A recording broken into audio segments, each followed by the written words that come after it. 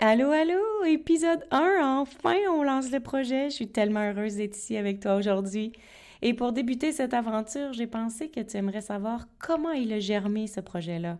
Alors je te parle de l'âme du podcast après l'intro. Parce qu'on a tous des vies occupées, des agendas surchargés et que malgré tout, on aimerait apprendre à se déposer. L'architecte de l'âme, c'est ta pause zen. Un endroit pour t'aérer le cerveau, arrêter de réfléchir et juste te laisser inspirer. Un endroit pour toi, pour apprendre à sortir du mode cruise control qu'on a adopté et recommencer à cultiver la joie. Ensemble, on va se les remettre les deux mains sur le volant. Bienvenue dans l'architecte de l'âme. Bienvenue chez toi. Ah, ce qui est le fun quand on fait un nouveau lancement, quand on a un nouveau projet comme ça, puis ce qui est drôle à la fois, c'est qu'on sait qu'au départ, les premiers épisodes vont être diffusés à nos amis, à nos proches, à notre famille. Ça crée un petit stress, je te l'avoue. Ce sont nos amis, nos proches qui vont en parler, qui vont faire connaître le projet. Alors pour moi, c'était tout naturel de débuter ce premier épisode avec des merci. Et mille gratitudes à tous ceux qui se sentent concernés de près ou de loin par la réalisation de ce projet. Pour ceux qui ont contribué à la création concrète, mais aussi pour ceux qui ont participé en énergie à créer mes étincelles et qui m'ont encouragé à leur façon. Pour ceux qui écoutent présentement, pour ceux qui font partie des coulisses, et pour tous ceux qui vont encourager le projet, sans vous, ce projet ne serait jamais né. Sans vous, j'aurais pas eu cette confiance de me lancer parce que vous m'avez donné le courage que ça prenait pour créer l'architecte de l'âme. Et pour ça, je vous dis un énorme merci. Alors, comment ça a germé cette idée-là? Bien, en fait, c'est une envie que j'ai depuis longtemps. Je te dirais même que c'est comme un calling. Jeune, je voulais guérir tous les maux du monde. Tu sais, j'étais un peu sous le syndrome de Mère Teresa. Je voulais être travailleur de rue, puis je voulais aider. J'ai toujours eu plein de choses à dire. J'ai toujours eu envie de partager les trucs qui fonctionnaient pour moi, puis contribuer à faire une différence. J'ai débuté il y a quelques années par faire des lives sur les réseaux sociaux, puis j'ai développé du contenu sur ma chaîne YouTube. Et quand mon fils est devenu chanteur, Mesma, je te mettrai ses liens dans les notes de l'épisode, il m'a montré que c'était possible de diffuser sur des plateformes d'écoute. Puis ça m'a vraiment inspirée. Je réalisais que la vie changeait, puis j'avais vraiment envie d'emboîter le pas moi aussi vers cette nouvelle ère technologique. Tu sais, c'est pas naturel pour moi, toute cette technologie-là. J'apprends au fur et à mesure que je bâtis le podcast parce que c'est beaucoup, beaucoup de choses dans l'arrière-scène. Mais j'ai eu envie d'être dans l'action, puis j'ai eu envie d'apprendre dans l'action. J'ai pas attendu d'être prête, j'ai pas attendu de maîtriser. Je me suis juste lancée. Puis ça me ressemble beaucoup. C'est mon genre de move, me lancer dans le vide comme on saute en parachute et apprendre à voler pendant que je suis déjà dans le ciel. Pourquoi un podcast? Plus dernièrement, j'avais pris une pause des médias sociaux. Je me questionnais sur la valeur de tout ça. En tant que coach en alignement intérieur, j'avais beau avoir envie de contribuer, je voulais pas perdre de vue l'objectif premier, avoir du plaisir.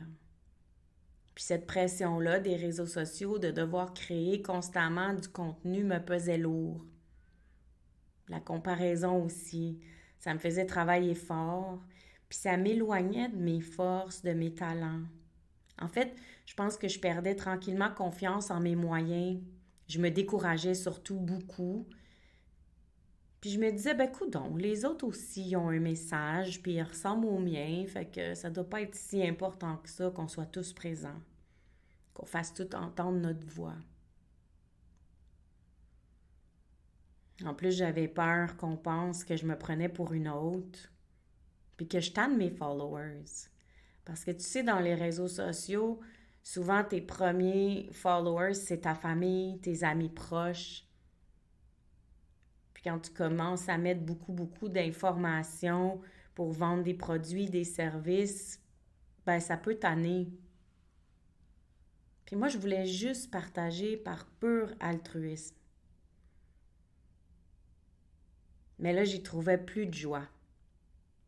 Je trouvais que les réseaux sociaux, ils prenaient une drôle de tangente. Tu sais, une tangente de chiolage. Puis j'avais pas vraiment envie d'expérimenter ça. Alors, je me suis éclipsée en arrière-scène pendant quelques années. Je continuais à avoir des clients ici et là, mais j'allais concentrer mes efforts plus pour travailler pour des institutions établies. Comme ça, j'avais plus besoin de convaincre, de me comparer, puis je pourrais juste exécuter. J'ai travaillé pour l'école Écoute ton corps, école de croissance, fondée par Lise Bourbeau il y a plus de 41 ans, dont je suis diplômée depuis 15 ans.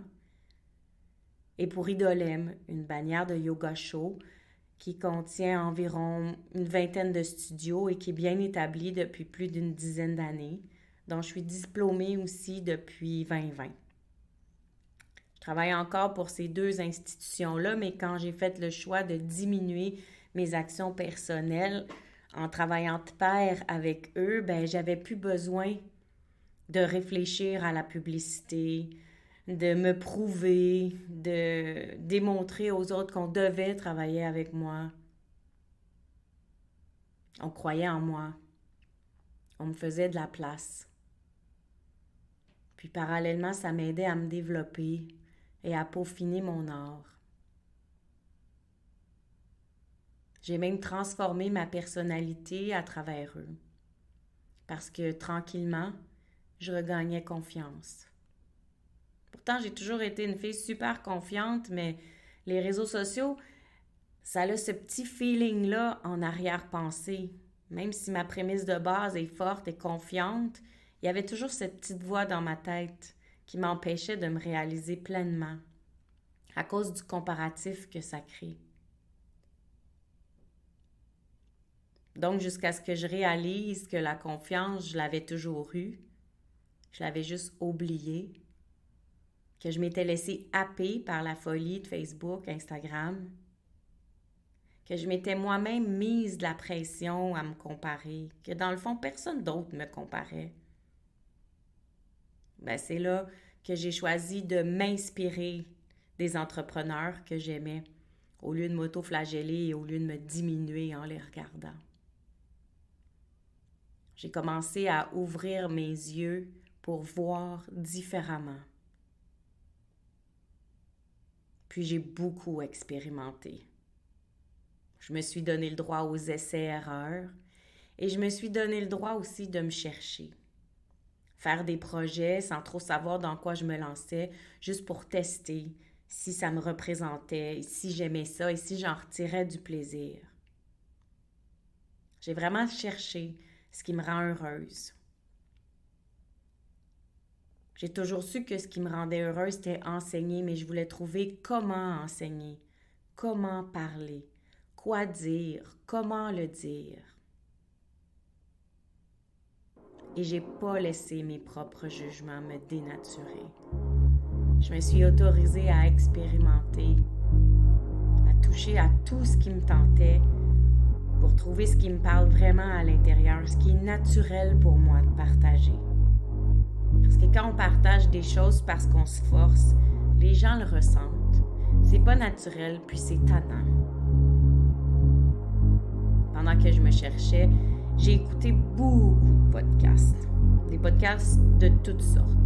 J'aimais ça, ce médium-là. Ça m'intéressait, les émissions qu'on peut trouver. J'aimais aussi la facilité d'écoute. Parce qu'un podcast, tu peux écouter ça quand tu es occupé. Puis un jour, une discussion avec des élèves yogis, je me souviens, on me demandait où on pouvait me suivre, où on pouvait m'entendre. Mais Yogi aime beaucoup les cours de chakra flow que je donne parce que c'est un mélange de spiritualité et de force physique.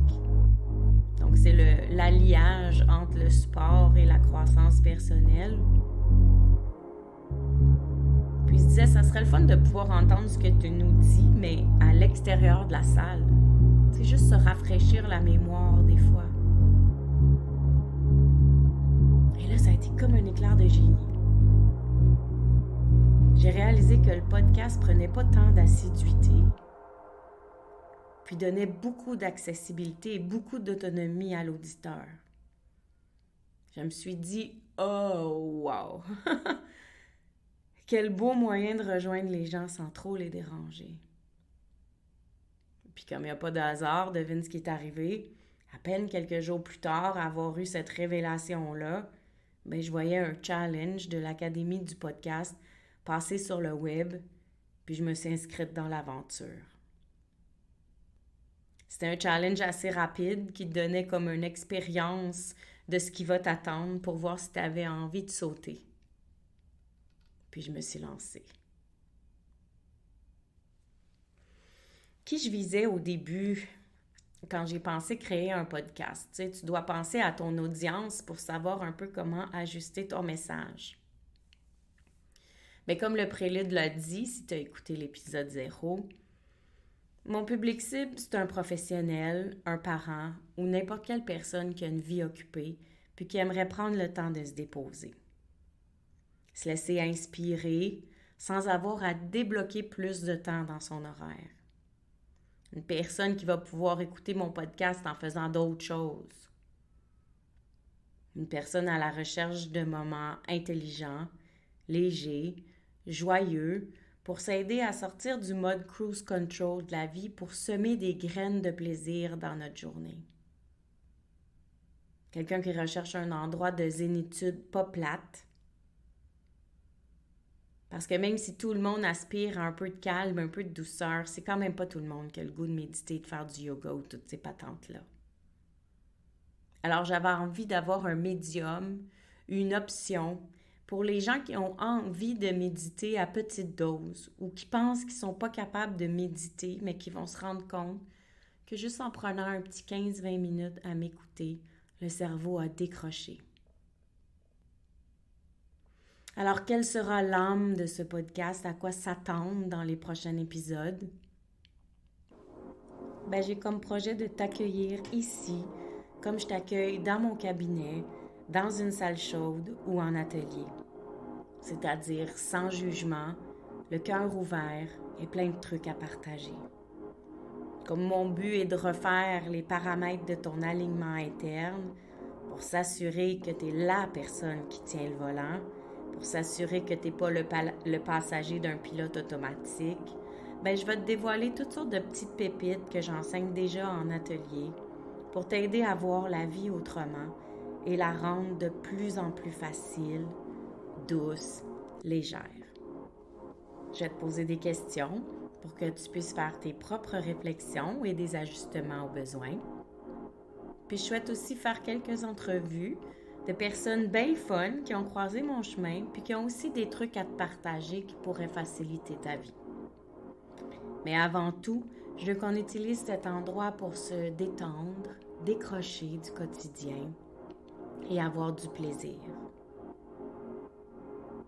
C'est pour ça que tu peux me poser des questions sur melcy.podia.com/questions et que ça va me faire un grand plaisir d'ajuster les épisodes en fonction de tes besoins. J'ai comme objectif de déposer un nouvel épisode tous les lundis pour bien débuter ta semaine. Mais si jamais j'en oublie un, j'espère que tu m'en voudras pas parce que tu sais, l'objectif premier de ce podcast-là, c'est pas de me mettre dans un carcan, mais c'est me donner la liberté, la joie de créer, puis de demeurer dans le plaisir. Alors j'espère que ça répond à tes questions, comment l'idée a germé. Je pense que ça fait le tour. de la naissance du podcast. Et dans le prochain épisode, je te partagerai un peu plus concrètement à quoi ça consiste le travail de l'architecte de l'âme et à quoi tu peux t'attendre quand on a une rencontre ensemble. On se voit de l'autre côté? Gratitude fois 1000 d'avoir été ici. Ça me fait tellement plaisir de jaser avec toi. J'ai déjà hâte au prochain épisode. Entre-temps, si tu as envie d'encourager l'architecte de l'âme, va sur ta plateforme d'écoute préférée, laisse-moi un commentaire ou des étoiles. Puis surtout, abonne-toi pour ne rien manquer. Si tu as envie, tu peux aussi partager l'épisode pour m'aider à me faire connaître. Place-le dans ta story en me disant ce qui t'a le plus touché aujourd'hui. N'oublie pas de me taguer melcy.soul.architect pour que je puisse aller liker et te répondre. Je voudrais aussi prendre le temps d'ajouter mes gratitudes pour toi, de m'avoir écouté, mais surtout que tu aies pris le temps, ce temps-là, pour toi. C'est grâce à ces quelques minutes de concentration sur toute autre chose que le brouhaha de la vie que ton âme se relâche et s'aligne. Et pour ça, je te dis bravo. Parce qu'à chaque écoute, tu reprends tranquillement ton volant vers la grande liberté. Cette liberté d'être, cette liberté de conscience, cette liberté de joie. Alors, si tu as juste une pépite à retenir aujourd'hui, c'est mon secret du bonhomme, mon outil de gestion pour tous les soucis, ma phrase préférée. Écoute ton feeling. À tout bientôt. Love, Mel.